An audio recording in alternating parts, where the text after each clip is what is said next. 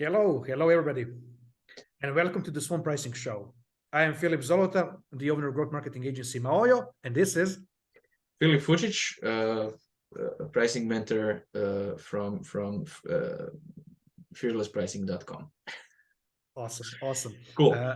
We have prepared today interesting topic, at least for us, about standard operating procedures and how that approach and having a standard operating procedures is impacting on pricing.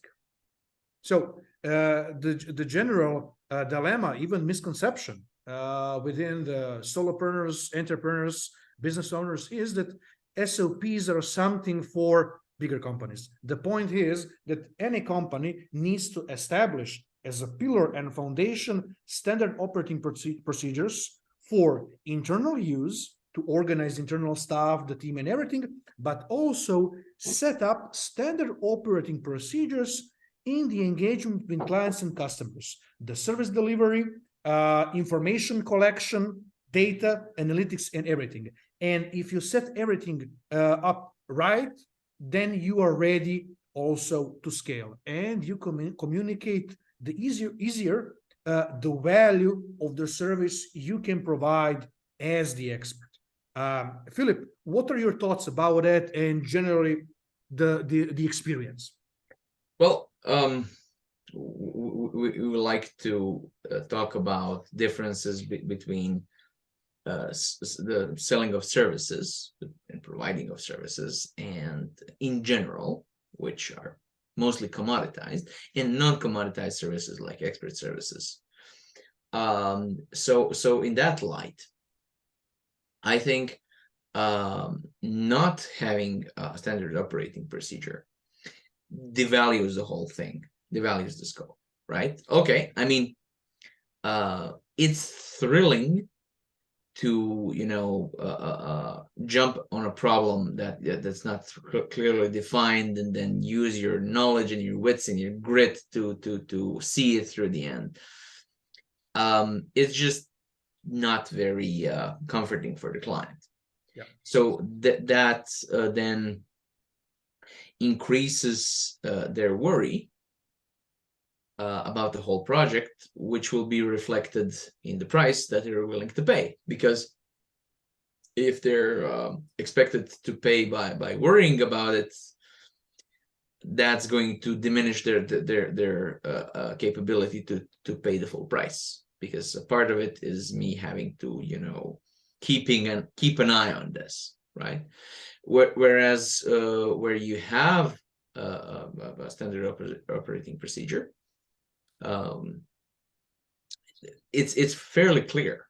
So people have asked me a million times, so what exactly do I get from you, right? So is it a document? Is it what are the deliverables, right? Mm-hmm. And I mean that's way easier in Duck World. Well, you get a fixed toilet, right? Or you get 15 pages of this, or you get a new car. Okay, but here if we're talking about advisory services or coaching services, or any kind of expert service that is hard to actually explain to somebody who doesn't really know what they're talking about, it's pretty hard to show this. But at least you can say, okay, listen, there's this method that I use.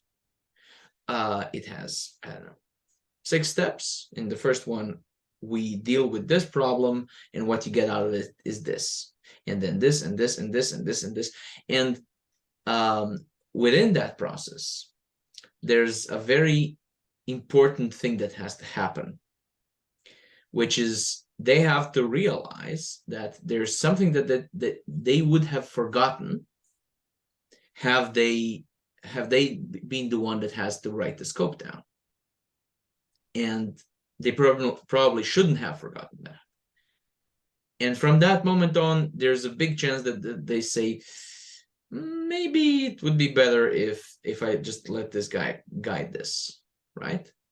So you know what you know, and you can say, oh, you have this problem. I've dealt with it many times. Don't worry about it, Governor. I got this. And if they trust you, that's fine. But usually they don't have a reason to trust you yet. So we all have experiences with somebody said, don't worry, and we should have worried. And SOP is something that diminishes that by a lot. So I learned from somebody more experienced than I, that it's easier to sell these kinds of services when you have a defined process, even better when you have it in graphic form. You can show, see the red thing, and then the blue thing, and the green thing, and then the orange, and then it makes it tangible. It makes it easier to talk about. It makes it easier to understand, and therefore easier to price. Yeah, right? Yeah. That's a great point, because the point is, as you mentioned, you're providing the systematic approach, and you're not taking care of the scope with all the nitty-gritty details and elements of any kind of proposal and the pricing structure, but exact value points and tangible results in the end of line, which are the product of some service delivery. And that is important. With SOPs, dealing with that as any communication channel, do's and don'ts, that is the point. Because in the end of line, in some moment when business is scaling, you're onboarding new people, so people can take care of service level deployment according to the company culture, to the process, to the procedure, which is already being implemented into the system and which is already delivering proper results. And it is being an integral part of every aspect of business at the end of line. And that is very important for longevity and scaling your business, no matter you're a solopreneur or you have 100 employees or even more. The rules are the same. And important to mention is that you need to prepare yourself, no matter you're a solopreneur, for example, like you have 100 employees. That is setting up the proper foundation and pillars of your business and business venture. That's true. Although I have no desire to hire people. I try that, and I always say kudos to the brave ones that do.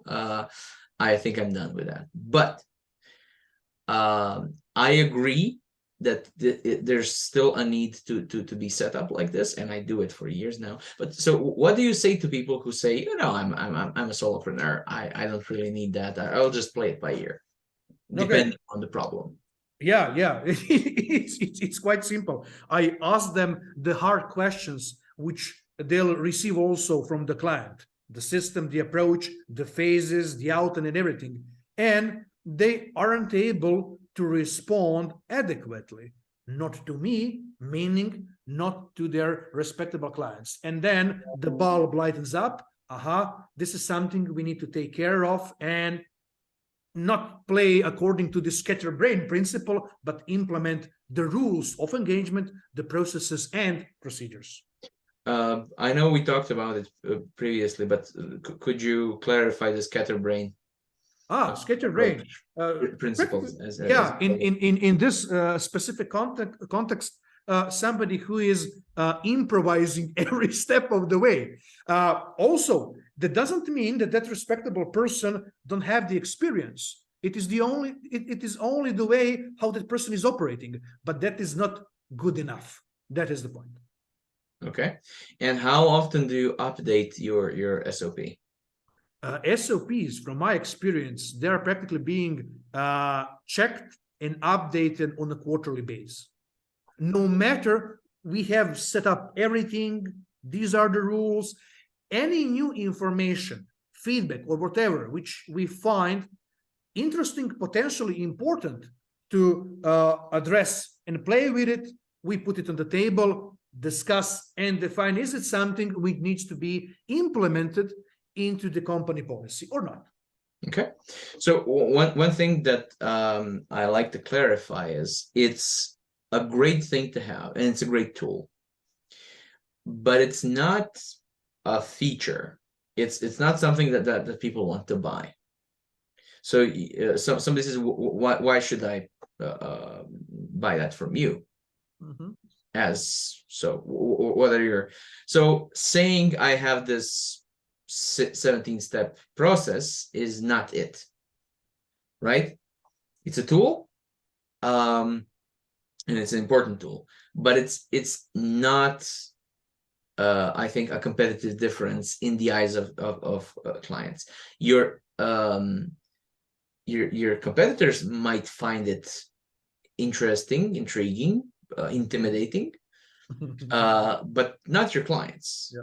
As far as they're concerned, the 17 steps sound like a lot, or a little, or maybe the next guy has 18 steps. Is that better or worse? And the next guy has 3. Is that better or worse? It's neither. So it's impressive to colleagues, but don't use it as something that should that's an argument, like a benefit for the client. It's not. Or a unique value proposition. It is not. Exactly. And nobody else does exactly this. Oh yes, and this is also an important decision to make, which is you can say this is an authentic, original way of doing things, which has its value. But you can also say this is best practice, which has its value. So in my approach, I have 6 modules for my main thing, 5 of which are best practice. One of which is mine, simply because I couldn't really find anything good. And I'm a business analyst by trade. I collect mindset frame. I collect frameworks for hobby. I've seen really a lot of them, and there's a lot of them for that subject for different types of businesses. I can say what it's about. It's about who do you want to be compared with.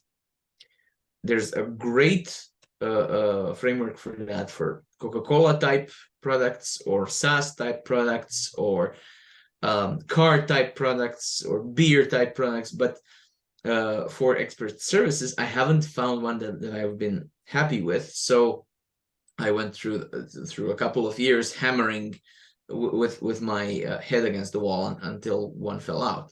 So now I'm using this, because I don't think there is a best practice way of finding that out. There's many of them who say they are, but they're usually copied from some other purpose, and I don't like it. But anyway, I don't think relying on just best practice things devalues something. Especially for a certain kind of client,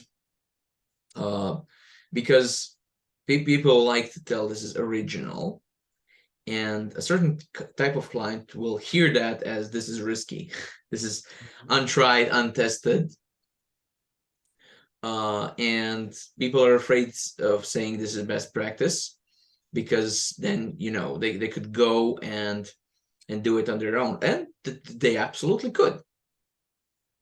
But this is going to be much nicer, much quicker, and much easier for them, right? So I recently published a book, and several people asked me, so if somebody buys this book, do they really need to talk to you? Yes. I mean, it's so the book is useful, and it's written to be used. It's not the same thing as somebody working with me one-on-one, not by a long shot, because it can't be, because it's much less flexible and much less context related, because it's a one thing, right? So anyway, the idea of whether you stick by best practice or develop your own, I would actually prefer best practice and develop your own only if the standard tools are inadequate. I don't know how you do it. Yeah, the same way. I will confirm that, because if you have warm water, there is no reason to trying to find out warmer in that term. So if some things are open to Reinventing the wheel, I think, right? yeah, yeah, exactly. Reinventing the wheel. If some things are functioning, working, use it. Use it as a tool. Some unique situations and moments require additional effort, and mostly it's combined effort from several sources, or you made it on your own. For example, we have in our workshops kind of regular process which we have gathered cumulatively through the time and based on the experience, our best practices, and we are using it. The same thing in the consultancy realm.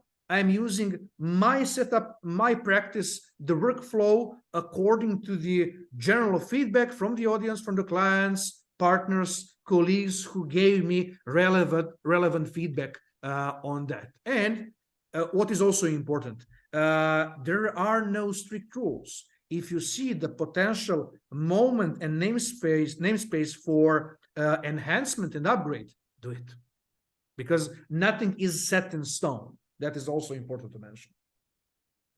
Yeah, absolutely. So would you if somebody is listening to us now and don't really have the standard operating procedure done, but they've done some projects, right? They know how it goes. How would you advise them to generate one?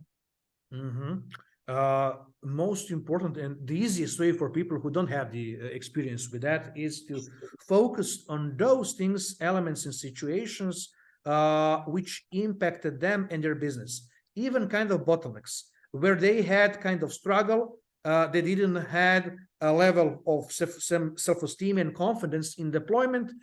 It's an immediate trigger, an indicator something is not working. Okay, so it can potentially be critical. Focus on that, play around and set up the system which will be working for you and for the client side, because it is very important when you're already setting up something as a SOP. It needs to have on mind both your business and the workflow and the client and their perspective, because you cannot do it on your own. Somebody needs to confirm, apply, and play according to the rules there are already set up. So that is very important to have on mind in general. From the experience, the main bottlenecks are kind of operational in terms of sales, onboarding clients, project management activities, and generally speaking, conversation, especially when you have fast-paced dynamic in exchanging data.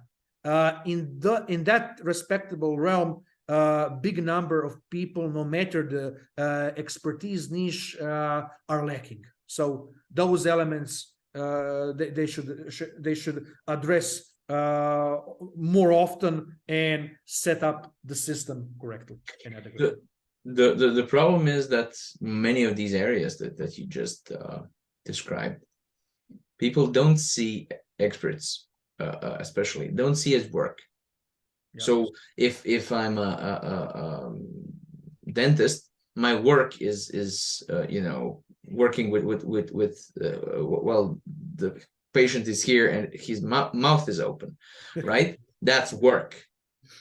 So if you set a standard operating procedure, it doesn't necessarily even trigger the part of the objectively said work, that is, writing a proposal, confirming what needs to be done, and it all has to be a part of standard operating procedure. Otherwise, you're setting yourself up for failure, because you won't be able to do your craft, your what you people sometimes refer to as their actual work, which I kind of disagree with.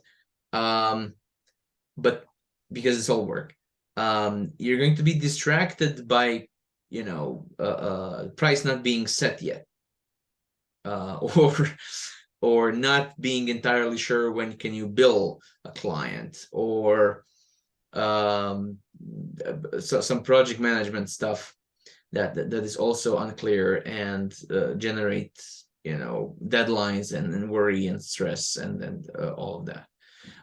In general, I don't know if you're gonna agree with this, but my dad always said, there's in a job there's three parts which are equally hard: finding the job, doing the job, and getting paid for the job.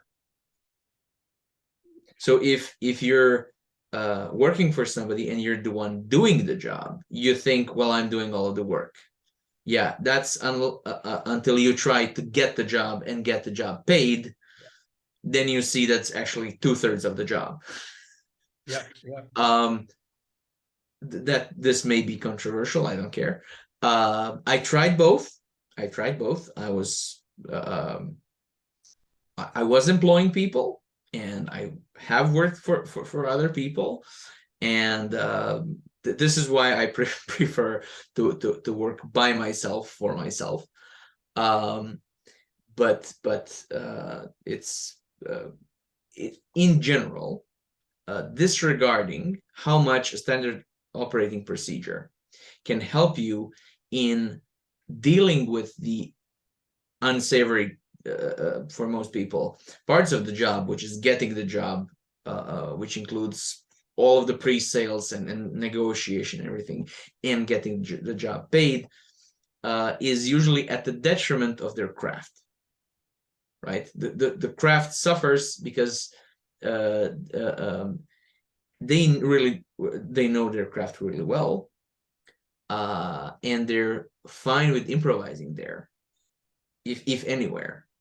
But the other parts, the boring parts, the financial parts, the legal parts, if they're glossed over, if that's where you go and improvise, that can be deadly because you have no idea what you're doing. Exactly. Right?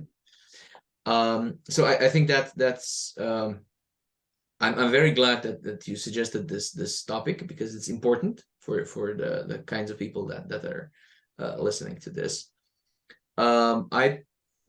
From my side, we can wrap it up. How about from yours? Yeah, only one thing wanted to mention. Also, what people need to take into consideration when they are thinking about setting up the SOPs.